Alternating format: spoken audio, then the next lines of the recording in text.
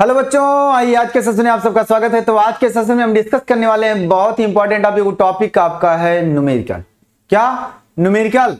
सही सुना? हाँ सर सही सुना, क्योंकि लास्ट टॉपिक अगले दिन चला था, पायस था, और उस पायस को खत्म होने के बाद अब नंबर आता है क्या? न्यूमेरिकल का। यानी पायस के बाद आपका आया था कोलाइडी अनुप्रयोग, वो भी मैंने बता दिया था। अब आपका है न्यूमेरिकल का सेशन आज का। आज हम डिस्कस करेंगे पहले एनसीईआरटी के न्यूमेरिकल, उसके बाद बताना। और एनसीईआरटी के न्यूमेरिकल, ऐसे न्यूमेरिकल डिस्कस करेंगे हम, ध्यान देना, ऐसे न्यूमेरिकल को डिस्कस करेंगे। चलना भाई, ऐसे न्यूमेरिकल होंगे आपके जो कॉन्सेप्ट बेस होंगे। और ए भाई, तुम चलना हो तो सही से चलो, मस्ती मत करो। चलिए इसका कलर चेंज करें। तो क्या है कि हम डिस्कस करेंगे क्या इसको, न्यूमेरिकल को, यानी आंकिक प्रश्न। और मैं उसमें से ऐसे प्रश्न को डिस्कस करूंगा जो जिसके बारे में आप सोच रहे हैं कि सर इसी को बता दिया जाए तो बहुत अच्छा होता है। आसान जो है थ्योरेटिकल जो है वो तो आप लगा ही लोगे, और वैसे इस चैप्टर में पूरा थ्योरी ही है। लेकिन जो थोड़ा सा लगे रहा है आपको कि हाँ सर ये टफ लग रहा है, इसको बता दिया जाए पहले तो अच्छा होगा, मैं उसी को पहले बताऊंगा। नीचे से भी हो सकता है, ऊपर से भी हो सकता है, बीच में से हो सकता है, कहीं से भी हो सकता है। तो सबसे पहले सब लोगों को नमस्कार, सबको हेलो है, सब लोगों को ढेर सारा प्यार, और सब लोगों को good evening good evening good evening. फटाफट आना, कोई देर मत करना, क्योंकि आज का जो टॉपिक है बहुत ही इंपॉर्टेंट होने वाला है। अब एनसीईआरटी अगर आपके सामने है तो ओपन करके रख लो। चल रहा है ना? हाँ सही है। अगर एनसीईआरटी की बुक आपके सामने है तो एनसीईआरटी को ओपन करके रखो भैया। क्यों?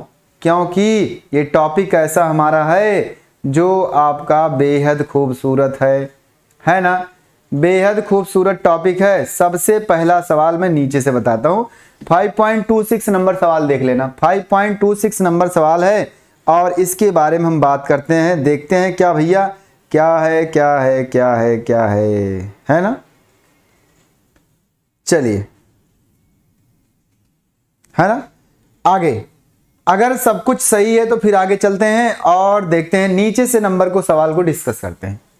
हमने क्या कहा, आप 5.6 मतलब 5.26 26 नंबर सवाल को देखना, और मैं नीचे से सॉल्व करूंगा, क्योंकि इसी सवाल को आपके दिमाग में घूम रहा होगा कि सर इसी को बताया जाए पहले, तो मैं उसी को बताऊंगा। कुछ उल्टा है, लेकिन पहले क्या लिखेंगे हम, न्यूमेरिकल।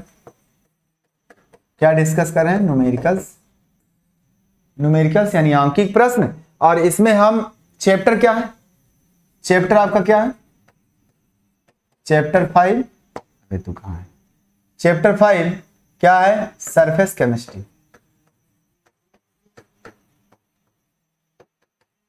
सरफेस केमिस्ट्री, इसकी बात करते हैं, सरफेस केमिस्ट्री।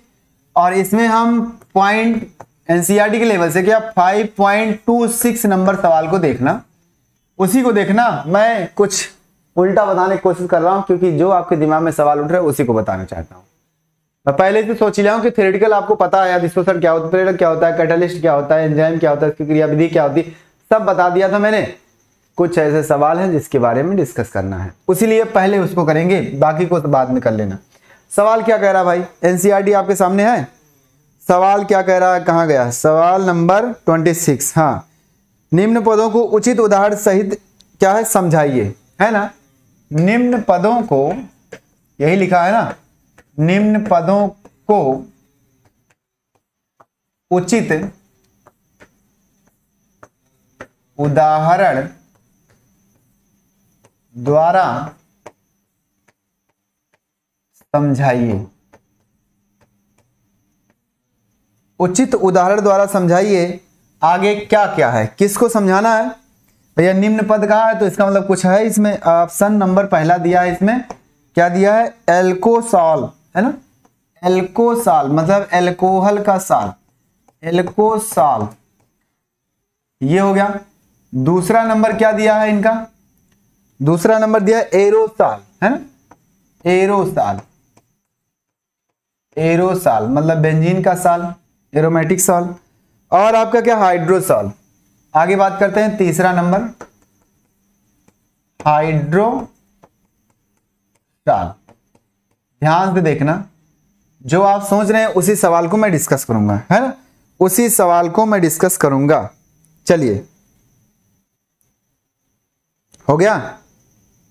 चलिए ध्यान से सुनना, ध्यान से सुनना, ध्यान से।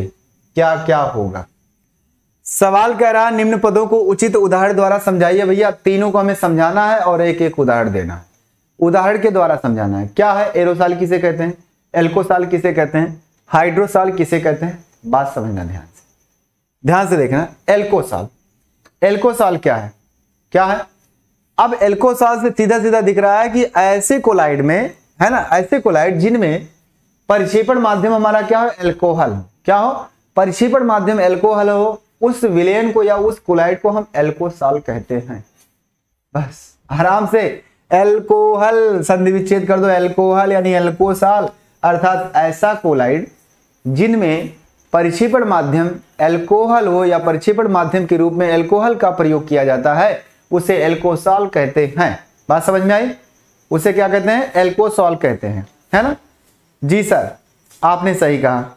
हाँ हाँ, चलिए तो हेडिंग डालो एक एक करके। सबसे पहला को लिखेंगे हम सॉल्यूशन, आराम से लिखेंगे, ध्यान से, जल्दबाजी नहीं। एल्कोसाल,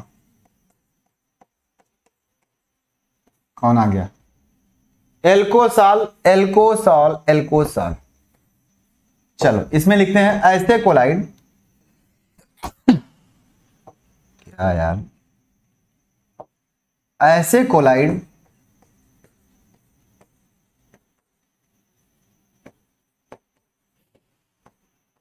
कोलाइड जिनमें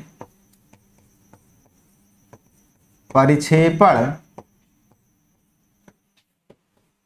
माध्यम, क्या, माध्यम के रूप में, परिक्षेपण माध्यम के रूप में, परिक्षेपण माध्यम के रूप में एल्कोहल का प्रयोग किया जाता है। क्या है? एल्कोहल, एल्कोहल का प्रयोग किया जाता है, एल्कोसाल कहलाते हैं। बस और कुछ नहीं भैया, क्या हो गया? एल्कोसाल कहलाते हैं, एल्कोसाल कहलाते हैं। चलो इतनी बातें समझ में आई? इतनी बातें समझ में आई? हाँ सर, अगर एल्कोसाल, क्या कहा, ऐसा कोलाइड हो जिसमें परिक्षेपण माध्यम के रूप में किसका इस्तेमाल किया गया हो? एल्कोहल का। ना तो जल का किया गया हो, ना किसी और का किया होगा। अगर एल्कोहल का किया गया है, क्या, परिक्षेपण माध्यम के रूप में, यानी एल्कोहल में किसी और को मिला रहे हैं। अब एल्कोहल में मिलाएंगे क्या? जैसे हमारे पास एग्जांपल आएगा आपका, क्या, एथिल अल्कोहल है, उसमें हम क्या मिलाएं? सेलुलोज मिला दे रहे हैं, तो जो विलयन बनेगा ना वो एल्कोसाल बनेगा। क्यों? क्योंकि एल्कोहल में हमने सेलुलोज को मिलाया। क्या? एल्कोहल में हमने सेलुलोज को मिलाया। तो एल्कोहल क्या है? परिक्षेपण माध्यम का काम कर दिया, और सेलुलोज हमारा परिक्षिप्त प्रावस्था का काम कर दिया। इसलिए हम बोल सकते हैं भैया कि हमारा जो ये विलयन बन रहा है वो क्या है? एल्कोसाल है। बात समझ में आई? चलो अगर समझ में आई तो आगे एग्जाम्पल लिख दें। अरे लिखेंगे, मैं एग्जाम्पल लिखूंगा भाई, चिंता मत करो, है ना? चलिए चलो एग्जाम्पल लिख दो जो मैंने बोला। क्या एग्जाम्पल? आपका वही एग्जाम्पल, पुराना एग्जाम्पल। यानी एग्जाम्पल के तौर पे क्या, एथिल अल्कोहल में, क्या, एथिल अल्कोहल में सेलुलोज नाइट्रेट का मिश्रण या विलीन, सीधे सीधे भाई क्या लिखेंगे? एथिल अल्कोहल में, एथिल अल्कोहल, अल्कोहल में, एथिल अल्कोहल में भैया क्या, सेलुलोज, सेलुलोज नाइट्रेट का कोलाइडी साथ। बस ये हुआ आपका एग्जांपल। यानी कि हम क्या करें, एथिल अल्कोहल में सेलुलोज नाइट्रेट को मिला दिए, या सेलुलोज ही मिला तो कोई दिक्कत नहीं, लेकिन बनेगा विलेन वहां कोलाइडी विलेन, और वो आएगा क्या, एल्कोसाल कहलाए। बात समझ में आ गई? इतना आप स्क्रीनशॉट लीजिए जल्दी से, उसके बाद ताकि हम अगले को डिस्कस करें। किसको? एरोसॉल को। आपको देखते हैं किसकी बार है, किसकी बारी अब की बार है, देखते हैं। इतनी बातें समझ में आ गई होगी, नोट करो फटाक से, नोट कर लो भैया जल्दी से, यस सर, आ गया सर, समझ में आ गया है। नोट कर रहे हैं सर, जल्दी से नोट कर लें, ठीक है ना। चलिए, नोट हो गया। आगे अब एरोसाल की बात करते हैं। सेलुलोज का काम तो हो गया। जो सेलुलोज का काम हो गया तो भाई एरोसाल की बात करें। चले अगले लाइन में या अगले स्लाइड में। चलो अगली स्लाइड में दूसरा हेडिंग डालिए आप लोग। क्या दूसरा, क्या है दूसरा, इस तरह से नहीं, दूसरा क्या हो जाएगा, ये हो जाएगा दूसरा एरोसाल। मतलब कि एरोसाल किसे कहते हैं? देखिए, ऐसे कोलाइड जिसमें परिक्षेपण माध्यम के रूप में हमें वायु का इस्तेमाल करें। क्या, ओ सर क्या बात है, तो बहुत अलग दिख रहा है। यानी ऐसे कोलाइड जिनमें हम परिक्षेपण माध्यम के रूप में किसका इस्तेमाल करते हैं? वायु का इस्तेमाल करते हैं, वायु का प्रयोग करते हैं। तो इस तरह के कोलाइडी साल को क्या बोलते हैं? हम एरोसाल बोलते हैं। क्या, एरो मतलब एयर, ऐसे निकाल लो, अर्थ निकाल लो, संधि विच्छेद कर लो अपने हिसाब से। एल्को मतलब हो गया था एल्कोहल, एरो मतलब हो जाएगा एयर, एयर का मतलब होता है हवा यानी वायु। यानी वायु का इस्तेमाल करते हैं या गैस का, गैसीय अणु जो होते हैं हमारे, उसका इस्तेमाल किया जाता है। बात समझ में आई? तो लिखना है तो लिख लो, कोई दिक्कत नहीं। आज जो मैं बोला हूं वही लिखना है आपको, और कुछ नहीं, और कुछ नहीं लिखना है भैया, है ना, और कुछ नहीं लिखना है। क्या लिखा? ऐसे कोलाइड, ऐसे कोलाइड, क्या बहुत मोटा दिख रहा है ना यार, और जगह पतला कर। ऐसे कोलाइड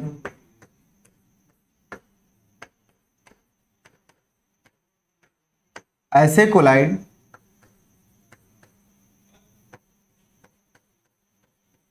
जिनमें परिक्षेपण माध्यम के रूप में, क्या, जिनमें परिक्षेपण माध्यम के रूप में,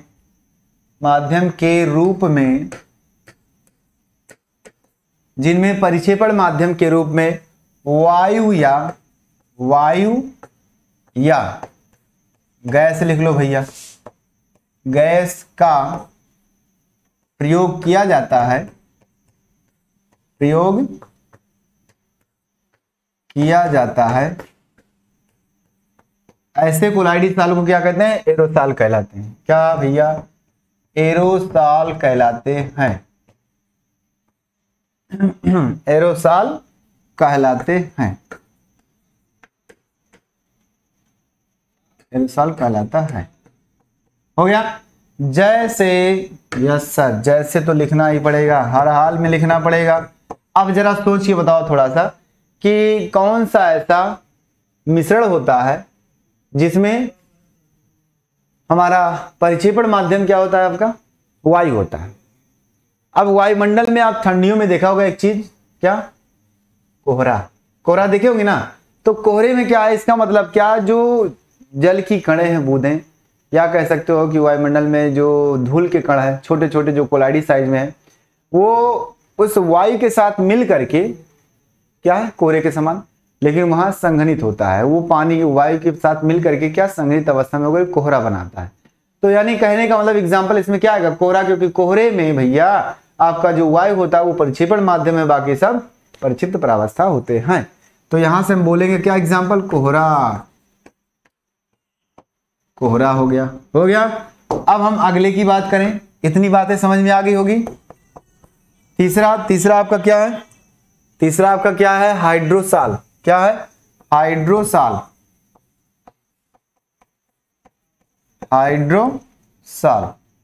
चलो हाइड्रोसाल की बात करें, अगर हाइड्रोसाल की बात करें तो हाइड्रोसाल क्या होता है? देखो, हाइड्रो मतलब, अब ध्यान देना, वैसे तो हाइड्रा से होता है जल, संभवतः जल होता है, तो चिंता मत करना, वही होगा आपका। समझ में आया कुछ? संधि विच्छेद करो भाई, ऑटोमेटिक आ जाएगा, है ना, ऑटोमेटिक आ जाएगा, ऑटोमेटिक आ जाएगा, है ना, ऑटोमेटिक आ जाएगा भाई।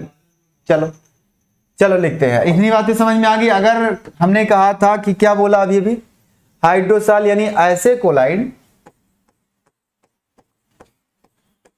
ऐसे कोलाइड जिसमें परिक्षेपण माध्यम के रूप में जल का प्रयोग किया जाए।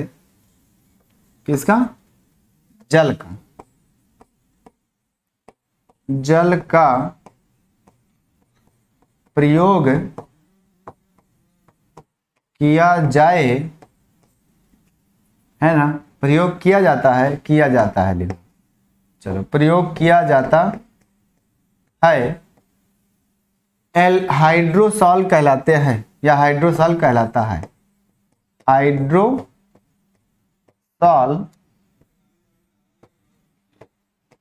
कहलाता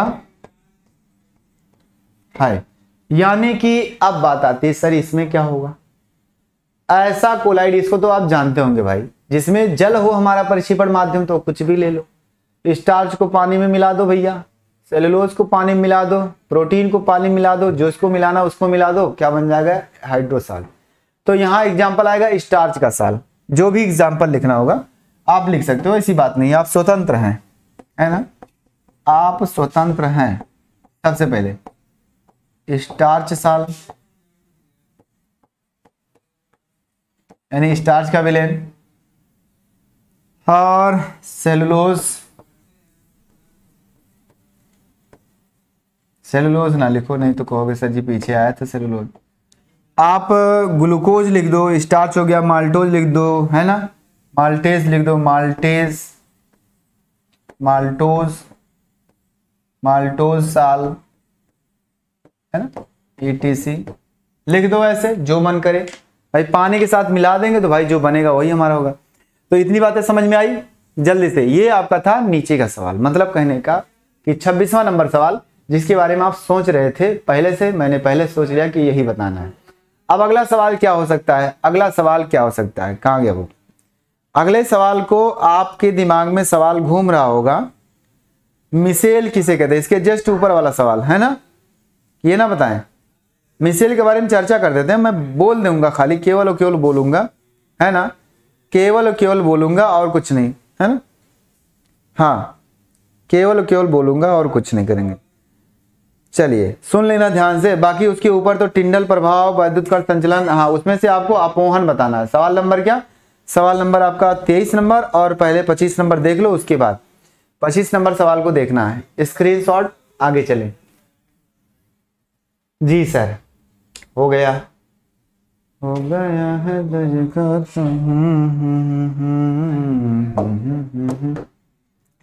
आ जाओ 5.25 पीछे से। आप कहोगे सर जी आप तो एकदम उल्टे चल रहे हैं। एनसीईआरटी में से लिखा ना 5.25, मतलब 25 नंबर सवाल। सवाल नंबर क्या कह रहा है? मिसेल क्या है? मिसेल निकाय का एक उदाहरण दीजिए। भाई इतना आसान मैंने बताया था, लेकिन फिर से एक बार चर्चा कर देते हैं कि भैया मिसेल क्या है ना, मिसेल क्या है भाई? सवाल तो साइन ऑफ क्वेश्चन मार्क लगेगा, और मैं क्या लगा रहा हूं? ये मिसेल क्या है? मिसेल क्या है?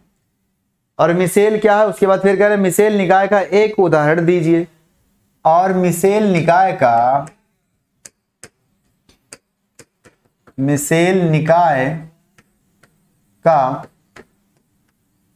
एक उदाहरण दीजिए। उदाहरण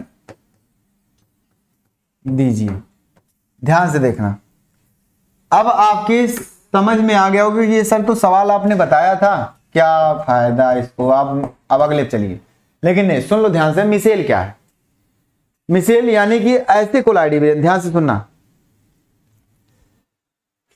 ऐसे पदार्थ जो कम सांद्रता पर प्रबल वैद्युत अपघट्ट की तरह व्यवहार करते हैं, लेकिन उनकी सांद्रता बढ़ाने पर उनके कण क्या होते हैं? पुंजित होकर के कोलाइडी साइज में आ जाते हैं। क्या सर ये तो आप पहले बताए थे इसको। हाँ, क्या कहा मैंने? ऐसे पदार्थ जो कम सांद्रता पर प्रबल वैद्युत अपघट्ट की तरह व्यवहार करते हैं, परंतु अगर उनकी सांद्रता बढ़ाई जाए तो उनके कण पुंजित होकर के क्या कोलाइडी आकार में आ जाते हैं, अर्थात कोलाइडी विलेन बनाते हैं, जिसे हम मिसेल या सहचारी कोलाइड कहते हैं। याद आया? सहचारी कोलाइड को बताया था हमने। हाँ सर, याद आया। यानी मिसेल या सहचारी कोलाइड कहते हैं, आप बोल सकते हो। कैसे बनता है वही बात है। अब एग्जाम्पल में आप क्या लिखोगे? एग्जाम्पल में आपका है ना साबुन पानी का मिश्रण, है ना, डिटर्जेंट पाउडर भी है। हाँ सर है, क्योंकि साबुन पानी में हम जानते हैं कि साबुन जो हमारा होता है उसमें दो भाग होते हैं। कौन कौन से भैया? कौन कौन से? एक होता है कार्बन यानी कि कार्बोनिल आयन होता है, यानी COO- होता है। एक एल्किल होता है पीछे की तरफ। तो भैया एल्किल जो होता है हमारा वो पूरी तरह से क्या होता है? द्रव विरोधी होता है। और हमारा क्या है दूसरा क्या होता है? जो माइनस होता है द्रव रागी होता है, यानी द्रव स्नेही होता है। वो द्रव के साथ मिला रहता है, कांटे के समान वो बाहर निकला रहता है। इस प्रकार से क्या होता है कि जब ढेर सारी सांद्रता बढ़ाई जाती है तो वो एक दूसरे से मिल करके गोला आकार बना लेते हैं। याद आया? कुछ याद आया? मैं फिगर बना रहा हूं, थ्योरी आप लिखना। मैं फिगर बना रहा हूं, थ्योरी आप लिखना। चिंता नहीं, ज्यादा नहीं सोचना है, थ्योरी आप लिखना। मैं फिगर बना रहा हूं। देखो क्या कहा कि इसमें जो हमारे है कण, साबुन बताया था ना, साबुन दो प्रकार के होते हैं। अरे भैया यहां लिख लो, चलो। साबुन को हमने बताया था RCOO- और Na पॉजिटिव या RCOO- पोटेशियम पॉजिटिव। ये आपका कठोर साबुन है, ये आपका मृदु साबुन बताया था। ये जब अपघटित होता है तो आप हमने बताया था क्या? अपघटित होता है तो मैंने बताया था कि RCOO- अलग हो जाता है, और या तो सोडियम या तो पोटेशियम जैसा होगा वैसा क्या होगा, वो अलग हो जाएगा। अब उसको तो उठाते नहीं, इसी को उठाए थे, और इसी को थोड़ा सा लिखा गया था कि आपका ये R और COO- जो लिखा है, इसमें से ये वाला पोर्शन कुछ और है और ये वाला पोर्शन कुछ और है। बताया गया था ना? हाँ सर आपने बताया था, बिल्कुल याद है मुझे। ये क्या होता है? द्रव स्नेही होता है। क्या? द्रव स्नेही होता है। और ये आपका जो होता है द्रव विरोधी होता है। यस सर, आपने पहले भी बताया था, मुझे याद है, अच्छी तरह से याद है। और ये आपका क्या होता है? द्रव स्नेही होता है, सॉरी द्रव विरोधी होता है। ये प्यार नहीं करता है और वो प्यार करता है। क्या? द्रव विरोधी हो गया। अरे मैं उल्टा लिख दिया यार। हाँ, ठीक, परेशान ना हो। होती है कुछ छोटी छोटी बातें। विरोधी क्या है? ये विरोधी है भैया। ये जो पार्ट है वो द्रव विरोधी है, और ये वाला जो पार्ट है द्रव स्नेही है। इसका मतलब हुआ कि जो आपका कार्बोनिल अर्थात COO- वाला है वो आपका क्या है? द्रव स्नेही, यानी द्रव के साथ क्रिया कर लेगा, और ये जो है आपका द्रव के साथ क्रिया नहीं करेगा। अब बात आती है कि सर करता है, और इसको थोड़ा सा मिटा करके हम सोचते हैं इसको नीचे बनाएं, है ना, इसको नीचे बनाएं। चल देखा, यहां से क्या किया हमने? द्रव ले लिया, द्रव ले लिया, और साबुन को पानी में घोला। ध्यान से सुनना, साबुन को जब हमने पानी में घोला तो क्या हुआ? पानी को जब घोले तो ये पार्ट टूटा, ऐसा है ना, ऐसा पार्ट टूटा। और इसी पार्ट को हमने क्या बताया था? इस पार्ट को मैंने किस तरह से संकेतित किया था? जैसे हमने एस्टीएरेट एग्जांपल ले लिया था, तो एस्टीएरेट में क्या होता है? क्या है? सोडियम एस्टीएरेट। अगर सपोज दैट एग्जांपल ले लेंगे, सोडियम एस्टीएरेट, सोडियम एस्टीएरेट अगर ले लेते हैं तो उसका जो सूत्र होता है C17H35 COONA होता है। ये होता है। अगर इसी को मान लें कि R हमारा क्या इधर वाला एल्किल है, तो इसमें 17 हो, तो उसको हमने क्या बनाया था? ऐसे कांटे नुमा, 1 2 3 4 5 6 7 8 ऐसे बनाया था ना? हाँ सर ऐसे बनाया था आपने। तो भैया ऐसे जब बनाया था मैं, तो इसमें चिंता किस बात की? सोचो समझो ना ज्यादा, ऐसे हो गया, ये हो गया। उसके बाद आपने क्या किया था? क्या किया था कि साबुन को जब इसमें घोला था तो साबुन के जो आपके कौन से कण जो द्रव स्नेही वाले हैं उसको हमने क्या कहा था कि वो द्रव में रहेंगे, वो द्रव के साथ क्रिया करते हैं। तो इसको मान लो क्या है? गोल सा पार्ट मान लो, इसको मान लो क्या है? गोल सा पार्ट। ऐसे तो क्या हुआ कि गोल सा पार्ट ये अंदर है, गोल सा पार्ट ये अंदर है, गोल सा पार्ट ये अंदर है, गोल सा पार्ट ये अंदर है, हो गया। और इसके ऊपर जो कांटे नुमा ऐसे क्या है? वो निकला हुआ है। जो एल्किल है वो पूरा क्या है, कांटे नुमा क्या है, बाहर की तरफ निकला हुआ है। यही बताया था हमने? हाँ सर, आपने यही बताया था। तो आगे चलते हैं। जब सांद्रता हम बढ़ा देते हैं, क्या, जब सांद्रता हम बढ़ा देते हैं तो फिर क्या होता है? वही डब्बा उसी साइज का कंटेनर है। जब हम सांद्रता बढ़ा देंगे तो ध्यान से सुनना, सांद्रता जब बढ़ा देते हैं,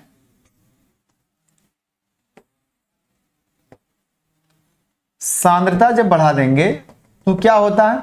सांद्रता का मतलब क्या? पानी नहीं बढ़ाना, पानी बढ़ाओगे तो तनुता बढ़ जाएगी। हमें क्या, साबुन की मात्रा और बढ़ा देनी है उसमें, या डिटर्जेंट जो आपका होता है वो भी, उसकी मात्रा क्या करनी है, हमें और बढ़ा देनी है। जब और हम बढ़ा देंगे तो हमें क्या मिलेगा? वो क्या मिलेगा भैया?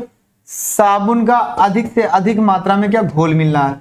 तो उसका कैसे होगा? देखिए ध्यान से, इसका काम अब कैसे होगा? काम कुछ इस तरह से होगा, जो देखिए ये था, अगर मैं इसकी मात्रा बढ़ा दूंगा, इस कणों की, इस कण की, जो ये कण है ना, जो ये कण है, इसकी मात्रा अगर बढ़ा देंगे, इसकी मात्रा बढ़ा देंगे, यहां माइनस लगाओगे, लगा दो, चलो माइनस लगा दो, माइनस लगा दो, माइनस माइनस माइनस। अगर मैं इसकी मात्रा बढ़ा दूंगा, जब इसकी मात्रा जब हम बढ़ा देंगे तो ये ढेर सारे कण हो जाएंगे। तो ढेर सारे कण जब हो जाएंगे तो ये क्या सोचेंगे कि भाई ऐसा कुछ करो, मतलब एक दूसरे से मिलने की कोशिश करेंगे। लेकिन मिलेंगे किस तरह से?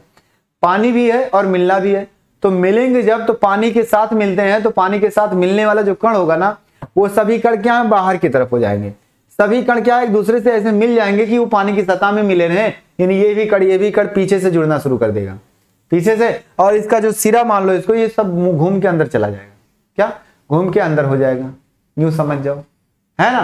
तो कहने का मतलब क्या है कि ये कुछ इस तरह से आकार बनता है, क्या, कुछ इस तरह से आकार बन जाता है भैया कि पूछो ना, ये पूछो ना कि हम तुमसे, हो गया। यानी कि अब बनता क्या, देखिए ध्यान से, ये जो कांटे नुमा पोर्शन है वो अंदर आ जाता है, हमने पहले बताया था। जी सर, आपने बताया था सर, हमको याद है सर। याद है तो फिर चिंता किस बात की यार, याद है ना? जी सर याद है, यहां लिखा है COO माइनस, सर यहां भी लिखा था COO माइनस, या गोला बना दो, या गोला बना दो, आपको कोई दिक्कत नहीं, गोला बना सकते हो भाई, मैं कुछ नहीं कहूंगा, आपको गोला बना सकते हो। ये था, और यही जो घोल बनता है यही क्या था, साचारी कोलाइड, और यही जो था वो हमारा क्या था, मिसेल था, अर्थात ये बन गया क्या भैया, मिसेल। जी सर, क्या आसान शब्दों में बताया गया, आ गया समझ में? तो ये है आपका है मिसेल। उदाहरण के तौर पे कह देना साबुन का घोल भैया, साबुन और जल का घोल, एग्जाम्पल यही तो बनना है, एग्जाम्पल ही तो लिखा गया, साबुन मैंने ले लिया, स्टीयरेट मैंने ले लिया, स्टीयरेट का घोल, हो गया, यही तो बताया गया था। जी सर, कहां जा रहे हो? अब हम आगे चलते हैं, अगले सवाल पे चलते हैं। अगला सवाल आपको क्या दिमाग में आएगा? इमल्सन 24 नंबर पे, इमल्सन अभी अभी जस्ट बगल में लिखा है क्या, पायस, और मैंने अभी जस्ट पिछले लेक्चर में बताया पायस किसे कहते हैं, हो जाएगा। आगे शब्दों को समझाइए, विद्युत कण संचलन, अस्कंदन, टिंडल प्रभाव, और क्या, अपोहन। ठीक है, चलो मैं दो लोगों को बताता हूं, बाकी दो चीजें जानते हैं, सब बता देते हैं। रुक जाओ भाई, रुक जाओ, तुम चिंता मत करो यार, है ना, चिंता मत करो। चलो, क्या क्या क्या क्या क्या, देखिए ध्यान से, अब हम बताते हैं अपोहन किसे कहते हैं और अस्कंदन किसे कहते हैं, क्योंकि वैद्युत कण संचलन जानते हैं, नहीं जानते हैं? बता दें? ठीक, चलो फिगर से बता दें, फिगर से ही बताएंगे लेकिन, है ना, फिगर से बताएंगे। चलो स्क्रीनशॉट लो फटाक से, स्क्रीनशॉट लेते हैं। और अगला नंबर कौन सा सवाल है ये भैया? 23 नंबर सवाल, 23 नंबर सवाल है मेरा, ये पूरा आर है, ये पूरा आर है, और ये पूरा क्या है, ये जो गोल वाला पोर्शन है, ये पूरा गोल वाला पोर्शन, माइनस वाला, हो गया। चले जी सर, यस सर। अगला नंबर सवाल 24 नंबर, क्या आ गया भैया, 5.23, 23 नंबर है। निम्न को समझाइए, सबको समझा देंगे, चिंता मत करो। क्या लिखा है? निम्नलिखित शब्दों को समझाइए, या निम्नलिखित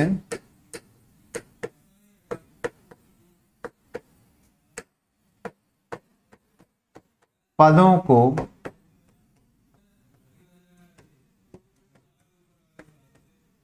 समझाइए भैया। पहला क्या है? वैद्युत कण संचलन।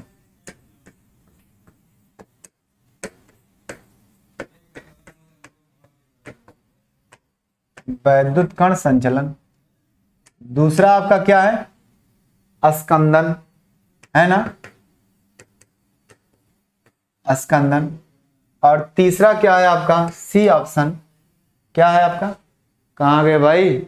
अपोहन। केवल समझाना है और कुछ नहीं। अब आप उदाहरण नहीं दोगे तो चलेगा, लेकिन ले लेना अपोहन। और डी ऑप्शन क्या है? क्या दिया है? टिंडल प्रभाव। हाँ, टिंडल प्रभाव।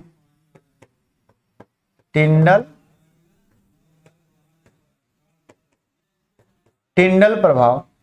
अब हमें एक एक करके डिस्कस करना है। क्या? एक एक करके, ध्यान से सुनना। जो चीजें आपको याद होंगी आप बोल सकते हैं, लेकिन कोई दिक्कत नहीं, मैं बताऊंगा। टिंडल प्रभाव सबसे पहले क्या देखेंगे हम? सॉरी, पहले देखेंगे वैद्युत कण संचलन। इसको बताया था मैंने, वैद्युत कण संचलन, है ना। इसके दो फिगर हमने बताया था। दो फिगर का मतलब क्या? जब कोलाइडी विलयन को अर्धपारगम झिल्ली में रख करके, क्या अर्धपारगम झिल्ली में रख करके उसे विलयन यानी पानी में डुबे करके और दोनों तरफ से विद्युत धारा प्रवाहित करने से क्या होता है? क्या होता है? परिक्षेपण माध्यम के कण क्या अर्धपारगम झिल्ली में से विसरित होने लगते हैं और आने जाने लगते हैं। कह दो, आने जाने लगते हैं, इधर उधर से प्रसारित होने लगते हैं, जिसलिए हम बोल देंगे क्या? वैद्युत कण संचलन, यानी विद्युत के द्वारा उसको संचरित कराना अर्थात चलाना। या तो आप ऐसे लिख सकते हो, वो भी फिगर बना लो, क्या? जो सिर्फ और सिर्फ कोलाइडी विलयन में विद्युत धारा प्रवाहित किया गया था इलेक्ट्रोडों के माध्यम से, तो इलेक्ट्रोडों के ऊपर क्या है? जो हमारे आवेशित कोलाइडी कण होते हैं वो एक दूसरे के विपरीत भागना शुरू कर देते हैं, करते हैं ना। हाँ सर, वो ही होगा। चलो आगे देखते हैं, यानी इसका फिगर क्या आएगा?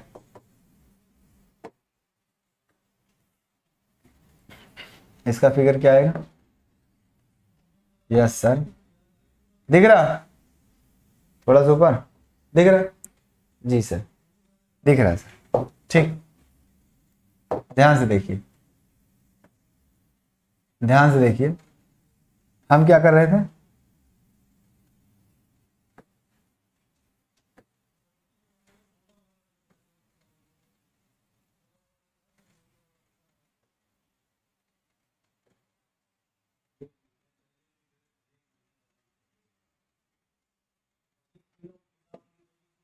हो गया?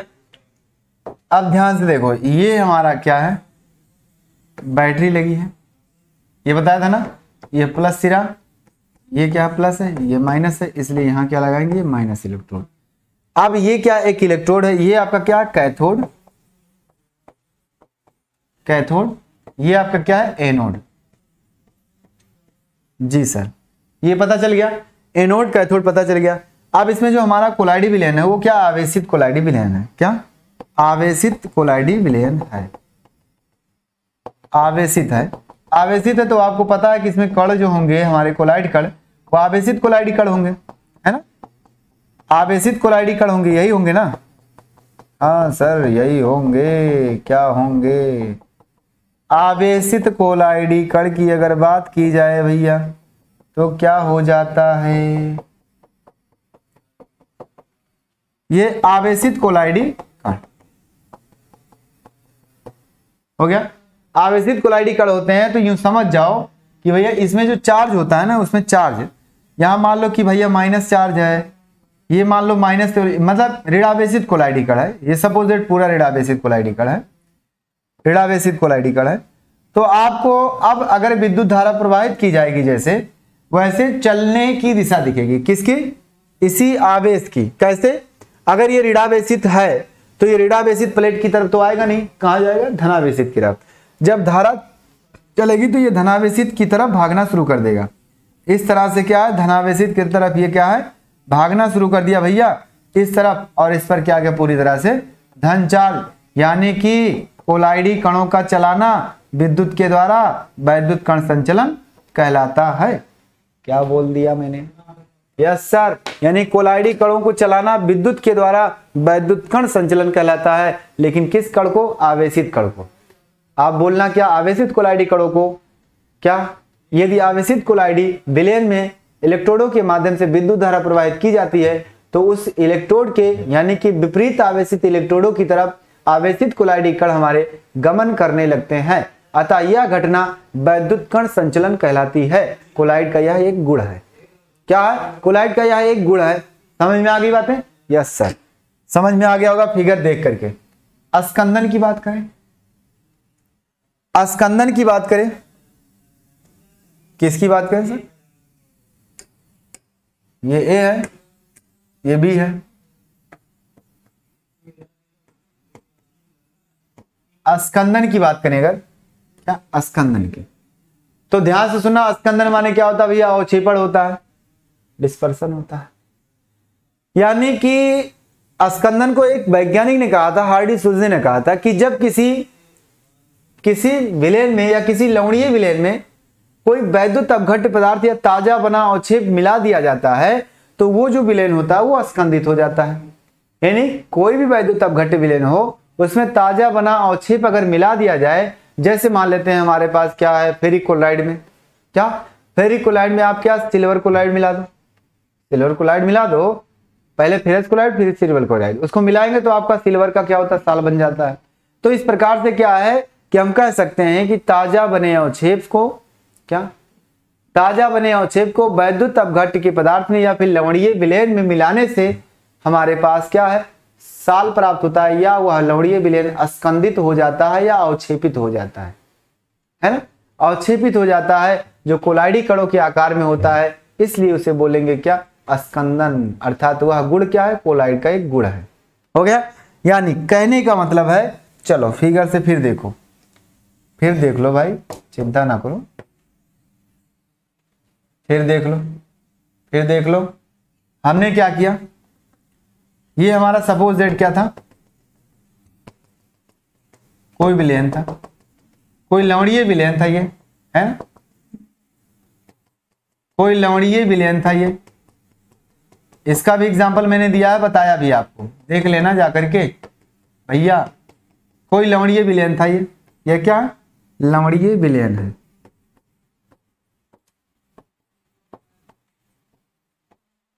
हो गया?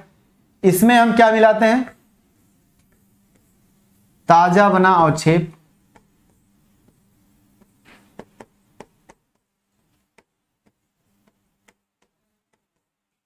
ताजा बना अवक्षेप अगर मिलाएंगे हम तो यहां जो कण होंगे हमारे ना, वो कणों की साइज कुछ बड़ी हो जाती है, बस यही बात है और कुछ नहीं।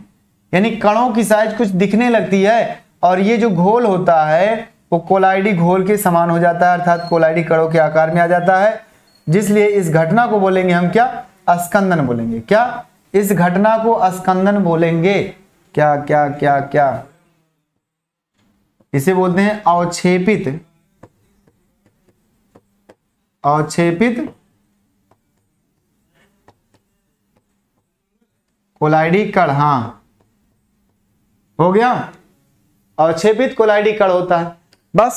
अर्थात ये घटना जो हमारी होती है वो क्या कहलाती है? अस्कंदन कहलाती है, बस और कुछ नहीं। अगली बात करते हैं, चलिए ध्यान से देखना, ध्यान से देखना। अब अपोहक क्या है? अपोहन क्या है? अपोहन का मतलब जानते हो? पुरानी नाम है, पुराना नाम है, नए नाम से हम बताएं इसको आपको।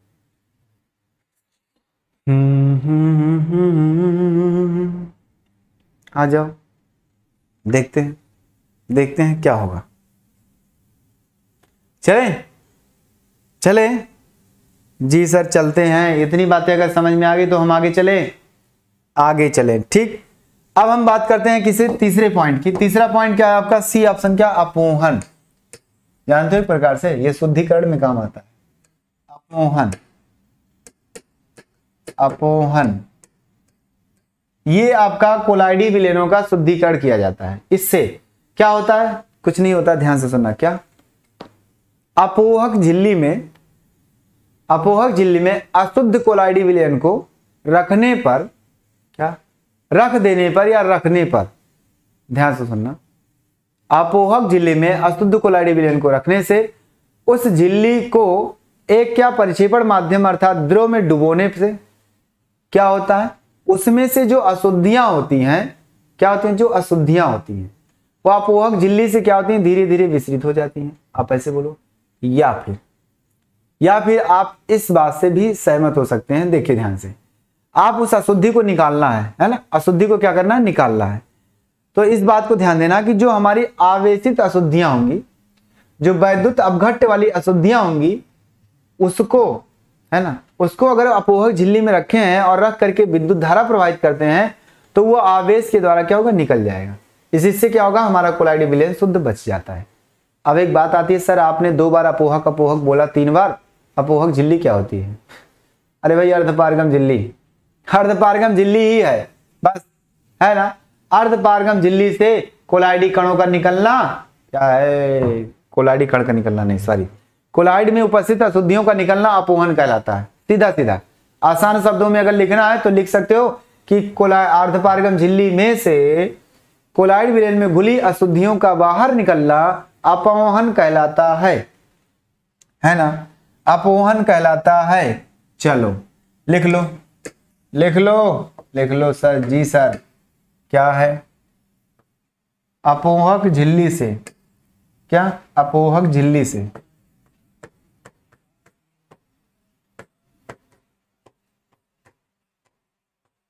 अपोहक झिल्ली माने अर्धपारगम्य झिल्ली, अर्धपारगम्य झिल्ली, अपोहक झिल्ली माने अर्धपारगम्य झिल्ली, क्या, अर्धपारगम झिल्ली से कोलाइडी विलयन में घुली अशुद्धियों का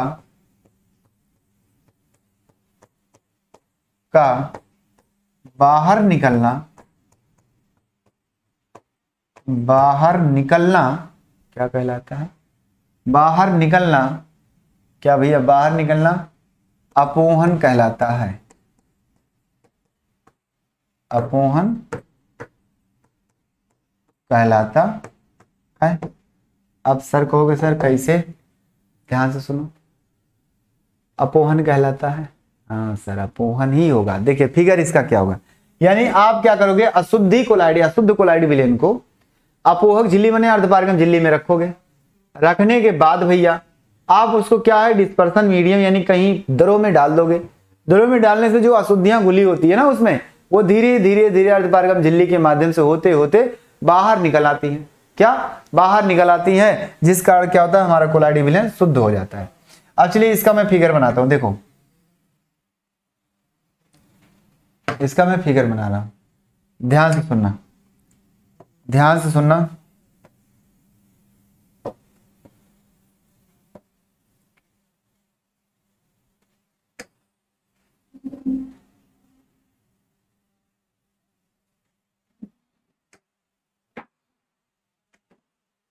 मैं फिगर एक बना रहा हूं, ध्यान से देखना। क्या, क्या सर कौन सा फिगर बना रहे हैं, इतना खतरनाक कौन सा फिगर है ये?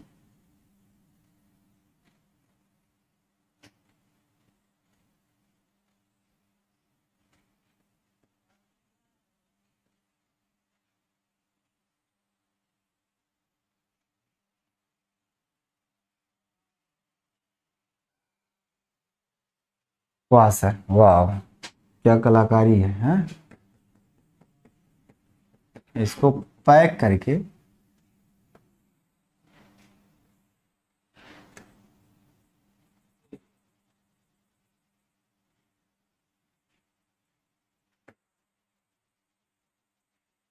हम इसको क्या किए, बंद कर। देखिए स्टैंड से हमने क्या किया, इसको रोक लिया, इसको स्टैंड से हमने क्या किया, रोक लिया। फिगर से समझो, पेपर में फिगर बना देना, एग्जामिनर खुश हो जाएगा, बहुत ज्यादा खुश हो जाएगा। वाह भाई वाह, ये हुआ। इधर भी सपोर्टर हो गया, हो गया जी सर, बन गया, कुछ तो बना।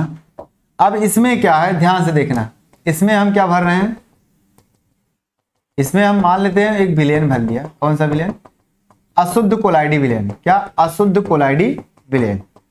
अशुद्ध कोलाइडी विलेन भरें और इसमें जो है कण जो हमारे हैं वो सपोज दैट हम किसके नाम से जान इसको कर दें, ब्लैक से, वो रेड से कर दे। चलो अशुद्ध जो कोलाइडी कण है मतलब अशुद्धि वाले, अशुद्धि कण या अशुद्ध कण, इसको मैं क्या कर दिया, रेड से कर दिया। इनको रेड से कर दिया और वो अर्धपारगम झिल्ली में से आसानी से विसरित हो जाते हैं, ये उनको पता है। अब हम क्या कर रहे हैं, इसको पानी में डुबो दिए। पानी में क्या किया, इसको डुबो दिए हम। ध्यान से सुनना, ध्यान से सुनना, ये कहानी बहुत ही इंटरेस्टिंग है, बहुत ही मजेदार कहानी है। जी सर, मजेदार लग रही है ना? फिगर से लग रहा है सर कि मजेदार है ये। लगेगा लगेगा लगेगा, आज नहीं तो कल तो लगेगा ही। हो गया। हमने क्या किया, उसको पानी में रख दिया। जब पानी में रखा तो इसके देखिए ये हमारा अर्धपारगम झिल्ली है जिसे अपोहक झिल्ली के नाम से जाना जाता है, दूसरा नाम। इस झिल्ली में से जो अशुद्धि वो नीचे आएगा और जो विलायक के कण वो ऊपर जाएंगे। मतलब कहने का कि अब हम कह सकते हैं ऐसी कुछ घटना कि भैया ये जो कण है बाहर की तरफ निकल रहा है। क्या? बाहर की तरफ निकल करके पूरी तरह से विलेन में घूम रहे हैं और हमारे पास जो जल के कण है वो उधर जाते हैं। जल के कण क्या रहे, इसमें आ रहे हैं।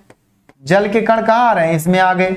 इस प्रकार से धीरे धीरे धीरे धीरे क्या होता है, आपकी जो अशुद्धियां होती हैं वो बाहर निकल जाती हैं और आपका कोलाइडी विलेन शुद्ध बच जाता है। बस थोड़ा सा ये होता है कि पानी की मात्रा बढ़ जाती है और कुछ नहीं। अच्छा, नीचे स्टैंड लगा दें। सर आप इसको रोके नहीं। लो भैया मैं रोक दिया, रोक दिया भाई, रोक दिया। स्टैंड बन गया?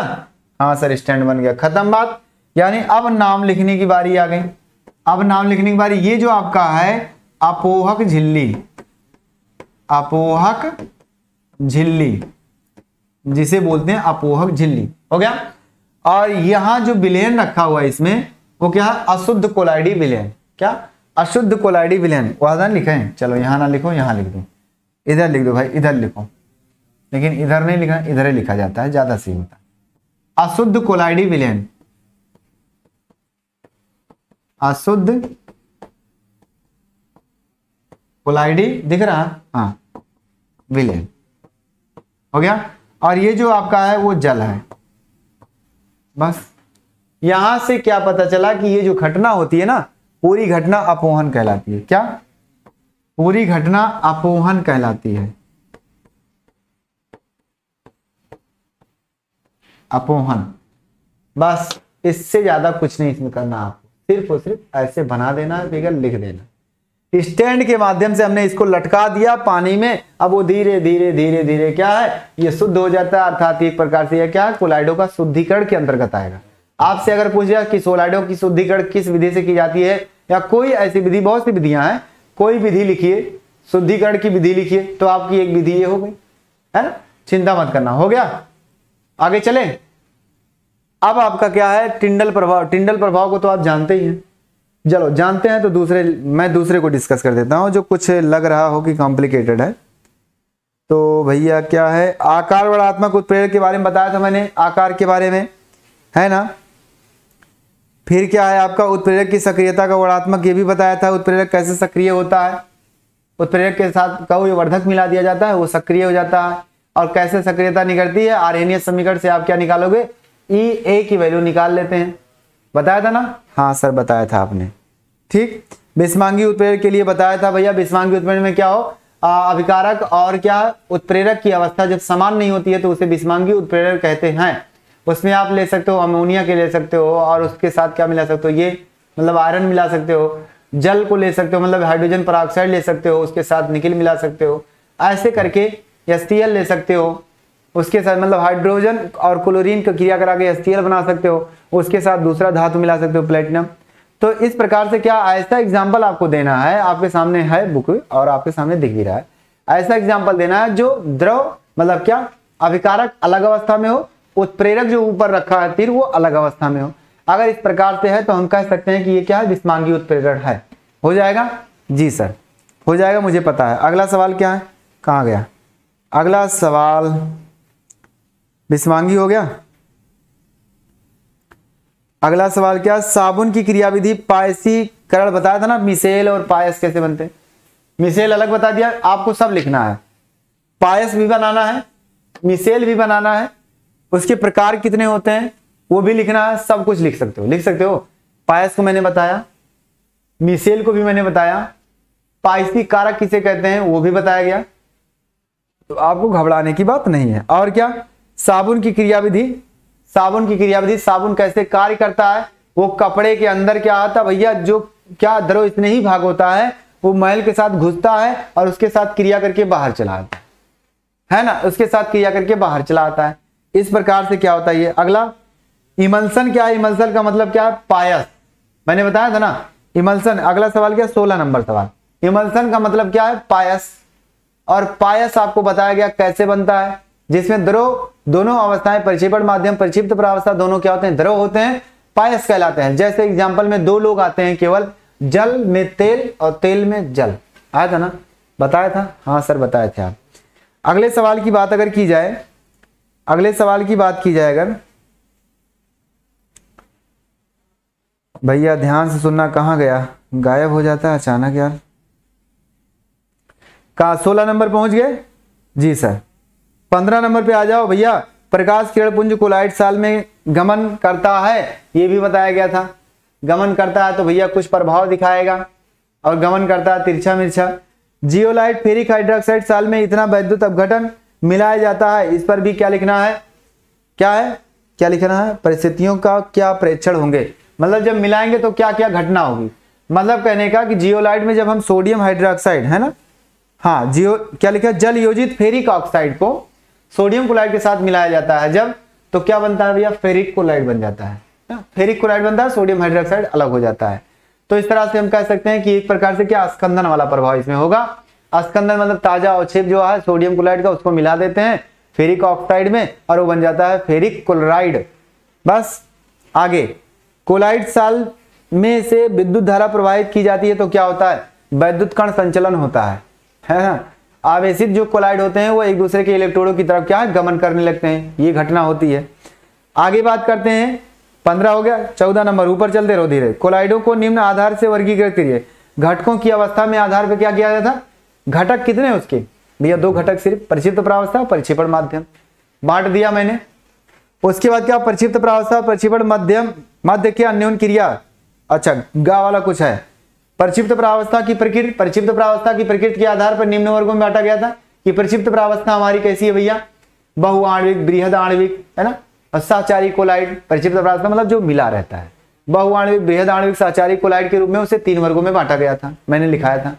आगे फिर कह रहा तीसरा ऑप्शन क्या, परिक्षिप्त प्रावस्था परिक्षेपण माध्यम के अन्योन्य क्रिया के बीच में, उसमें क्या था, द्रवरागी द्रव स्नेही था। यस सर, क्या बात कर रहे हैं, हाँ द्रव स्नेही द्रवरागी, क्योंकि परिक्षिप्त प्रावस्था परिक्षेपण माध्यम जब आपस में क्रिया करते हैं तो द्रव स्नेही कोलाइड भी लेना आता है, और जब क्रिया नहीं करते हैं तो द्रव विरागी भी आता है। बस अगला सवाल 14 नंबर, कोलाइड की निम्न हो गया। 15 में एंजाइम क्या है, एंजाइम उत्प्रेरक क्या बताया गया था, एंजाइम एक प्रकार का क्या है भैया, नाइट्रोजन युक्त जटिल कार्बनिक क्या है, प्रोटीन है हमारा या यौगिक है, बताया गया था ना। कैसे काम करता है इनवर्टेज एंजाइम, जाइमेज, सब कुछ लिखाया गया था, हाँ सर लिखाया गया था।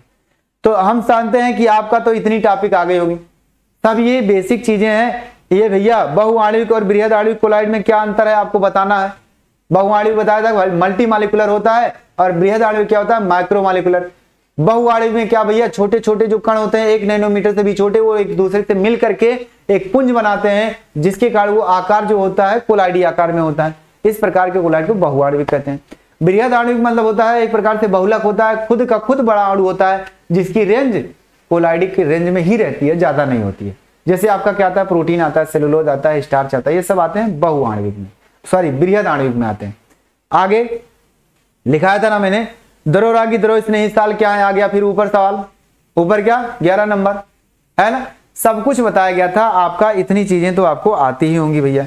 और कोई नहीं। द्रव ठोसों द्वारा गैस के अधिशोषण पर ताप और दाब का प्रभाव कैसे होता है, आपको फ्रेंडली और उसके द्वारा बता देना है, या ताप का प्रभाव सिर्फ बोल देना कि ताप का प्रभाव कैसे। भैया ताप देंगे तो अधिशोषण की मात्रा कम होगी, क्योंकि ठोसों पर जो अधिशोषण होता है भौतिक अधिशोषण होता है।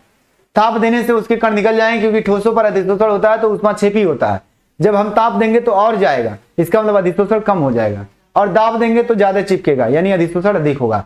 तो दाब और ताप के संबंध में अगर कहना है तो अधिशोषण की मात्रा क्या है, ताप के व्युत्क्रमानुपाती होगी और दाब के समानुपाती होगी भैया। क्यों? क्योंकि ऊष्माक्षेपीय अभिक्रिया होती है।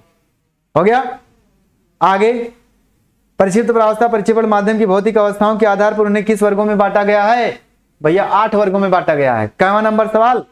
कैवा नंबर? 9वां नंबर बताया गया था। परिक्षिप्त प्रावस्था परिक्षेपण माध्यम की भौतिक अवस्थाओं के आधार पर उन्हें 8 वर्गों में बांटा गया है। जैसे कहा था हमने 3 अवस्थाएं होती, ठोस, द्रव, गैस। गैस को छोड़कर बाकी सब 8। याद आया? हाँ sir. Solid solid solid liquid solid gas लिखा था? हाँ सर लिखा था। हो जाएगा। तो हम तो जानते हैं कि अब तो सारा चीज आपका हो ही जाएगा। अधिशोषण की सक्रिय से आप क्या समझते हो? अधिशोषक, अधिशोषक का मतलब होता है जो आपका चिपक रहा है, उसकी सक्रियता अगर ज्यादा होगी तो भैया निकल के चला जाएगा, और अगर कम होगी तो आखिर चिपकेगा धीरे से। इस बात को ध्यान देना। आगे अधिशोषण की हो गया। अधिशोषण समतापी वक्र क्या है? फ्रेंडलिक को बताया था मैंने। फ्रेंडलिक ने क्या फार्मूला बताया था कि भैया अधिशोषण की जो मात्रा होती है वो x/m जो होता है वो k × p के पावर 1/n के बराबर होता है। वहां से हमने एक संबंध बताया था, लॉग के बीच में संबंध आया था, एक ग्राफ भी आया था, बस आपको वही करना है। याद है? हाँ सर याद है। याद है? किसी ठोस पर गैस के अधिशोषण को प्रभावित करने वाले कारक, करे यार, ताप, दाब, सांद्रता। 3 लोग को लिख दो और कुछ ना लिखो चलेगा, बाकी तो बहुत कुछ चीजें हैं। सक्रिय है, सक्रिय ऊर्जा है, और उसकी मतलब अधिशोषक की प्रकृति है, ये सारी चीजें हैं, मैंने ये भी बताया है। यस सर आपने बताया। कारण बताइए कि सूक्ष्म विभाजित पदार्थ अधिक प्रभावी अधिशोषक क्यों होते हैं? क्योंकि पृष्ठीय क्षेत्रफल बढ़ जाता है। क्या सर पृष्ठीय क्षेत्रफल बढ़ जाता है? मैंने बताया था ना कि एक बड़ा सा पत्थर ले लो, या एक बड़ा सा पत्थर को कितनी भागों में चिपका सकते हो, या उसी पत्थर को तोड़ दो तो भैया छोटे छोटे हो जाएंगे तो ज्यादा कण उसमें चिपकेंगे, ज्यादा मात्रा में ना। हाँ सर। आगे चले। भौतिक अधिशोषण और रासायनिक अधिशोषण में क्या अंतर बताया गया था? ये भी यस सर। अधिशोषण एवं अधिशोषक क्या लिखा? अधिशोषण एवं अधिशोषण शब्दों में तात्पर्य, अधिशोषण और अधिशोषक होगा। ये पहला सवाल कुछ गलत कर दिया। अधिशोषण एवं अधिशोषक होगा, मतलब अधिशोषक या अवशोषक लिख देते हो, अधिशोषण और अवशोषण। अच्छा हाँ है अधिशोषण और अवशोषण लिखा है। अधिशोषण में क्या होता है भैया? पृष्ठीय सतही क्षेत्रफल पे होता है काम, और अवशोषण में क्या होता है? अंतःग्रहण में काम होता है। ये बताया था मैंने। यस सर बताया गया था शुरुआत में। तो इस तरह से सवाल आपका पूरा समाप्त हुआ। अब आपको, मुझे आशा है, उम्मीद है कि आप पूरी सवाल को अच्छे से लिख सकते हो। आपके दिमाग में आ गया होगा कि हाँ सर पूरा चैप्टर क्या हुआ, इस तरह से समाप्त हो गया और बताया गया था। तो कमेंट कर देना, जैसा लगेगा वैसा कमेंट करना, मैं देख लूंगा। चलते हैं। आई होप आप लोगों को अच्छे समझ में आया होगा। चलते हैं, अगले दिन मिलेंगे अगले टॉपिक के साथ। Okay bye bye, take care. ध्यान से सुनना, जैसे जाना उससे तैसे क्या है, सारे सवाल को लगाने की कोशिश करना, लिखने की कोशिश करना। एक बार चाहे जैसे लिखना, कॉपी देख करके लिखना, बुक देख के, लेकिन लिखना। एक बार लिख लोगे आपको याद आ जाएगा, कभी याद करने की जरूरत नहीं है। Okay bye bye, take care, अपना ख्याल रखना। Good night.